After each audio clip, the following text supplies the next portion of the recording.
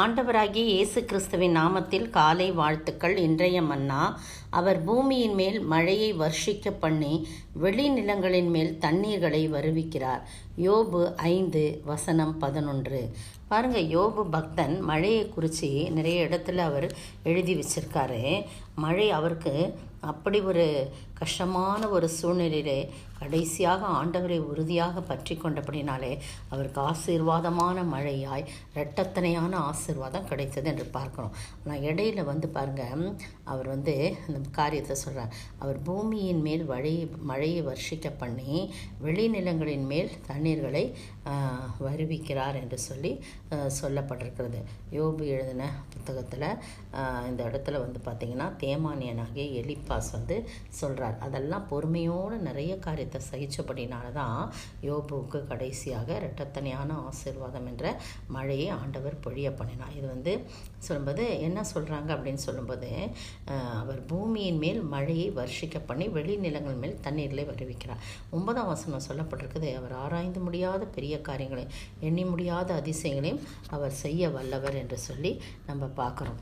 பாருங்கள், யோபு எழுதின புத்தகத்தில் பாருங்கள், யோபு புத்தகத்தில் 36:27 பார்த்தீங்கன்னா 27, அவர் நீர்த்துளிகளை அணுவை போல ஏற பண்ணுகிறார், அவைகள் மேகத்திலிருந்து மழையாய் சொரிகிறது. எப்படி பாருங்கள், நம்ம படிச்சிருக்கிறோம் இல்லையா?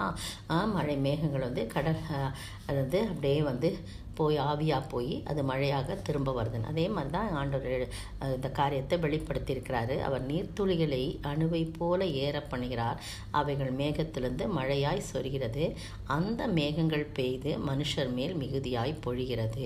மேகங்களின் பரவுதலையும் அவருடைய கூடாரத்திலிருந்து எழும்பும் குமரலும் அறிய முடியுமா அப்படின்னு சொல்லி கேள்வி கேட்கப்படுது. அருமையான வேளையில் இன்னொரு இடத்துல பார்த்தீங்கன்னா அவர் 28, யோபு 28:26 எல்லாம் ஒழுங்குக்கரமாக செய்கிறார்.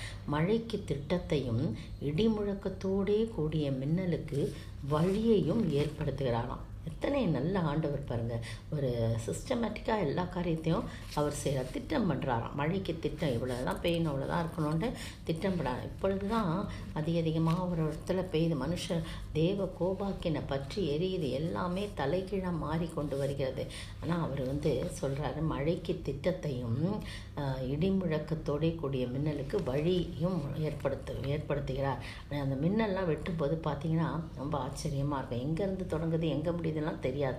அழகாக அதுக்கு வழியை அவர் திட்டம் பண்ணுகிறார் என்று சொல்லி அதை தான் யோபு பக்தன் ஆராய்ந்து முடியாத பெரிய காரியங்கள் எண்ணி முடியாத அதிசயங்கள் அவர் செய்கிறவர் அப்படின்னு சொல்லி போடப்பட்டிருக்குது. இன்னொரு இடத்துல பார்த்தீங்கன்னா 37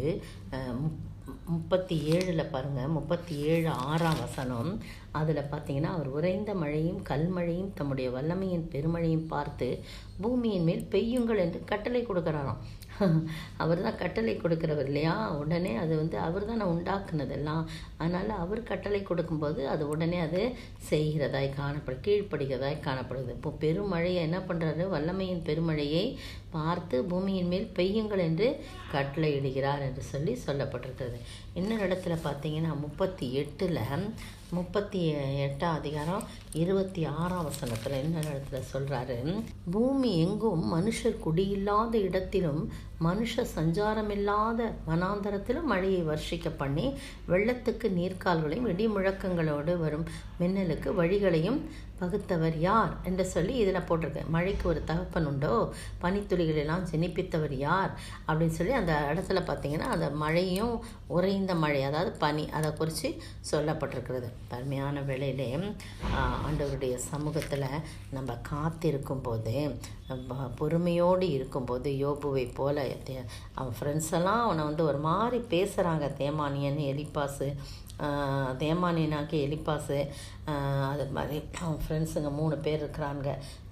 அதுக்கெல்லாம் அவங்க எதிரடியாக அவனை ஒரு மாதிரி குற்றப்படுத்தி அவனை பேசும்போதெல்லாம் பார்த்திங்கன்னா அவன் பொறுமையோடு பேசாமல் இருக்கிறத நம்ம பார்க்குறோம். அதனால தான் ஆண்டவர் அவனுடைய வாழ்க்கையில் ஆராய்ந்து முடியாத பெரிய காரியங்களும் எண்ணி முடியாத அதிசயங்களை செய்து அவருக்கு ஆசீர்வாதமான மழையை இரட்டத்தனையான ஆசீர்வாதத்தை கொடுக்கும்படியாக கர்த்தர் கிருபை செய்திருக்கிறார். ஆண்டவருடைய நாமம் மகிமைப்படுவதாக. ஸ்தோத்திரம். ஆராய்ந்து முடியாத பெரிய காரியம் எண்ணி முடியாத அதிசயம், ஆராய்ந்து முடியாத பெரிய காரியம், எண்ணி முடியாத அதிசயம் என் வாழ்விலே எந்தன் நேசு செய்கிறாரே, தினம் செய்கிறாரே. ஆராய்ந்து முடியாத பெரிய காரியம், எண்ணி முடியாத அதிசயம். சோத்தரிக்கிற ஆண்டவரே, துதிக்கிற ராஜா, வாழ்த்திக்கிற வணங்கிறப்பா. இந்த அருமையான வேலைக்காய் நன்றியோடு ஸ்தோத்தரிக்கிறோம் தகப்பனே. நீர் எத்தனை பெரியவர் ஆண்டவரே. ஆராய்ந்து முடியாத பெரிய காரியங்களை, எண்ணி முடியாத அதிசயங்களை செய்ய வல்லவராய் இருக்கிறீர் ஆண்டவரே.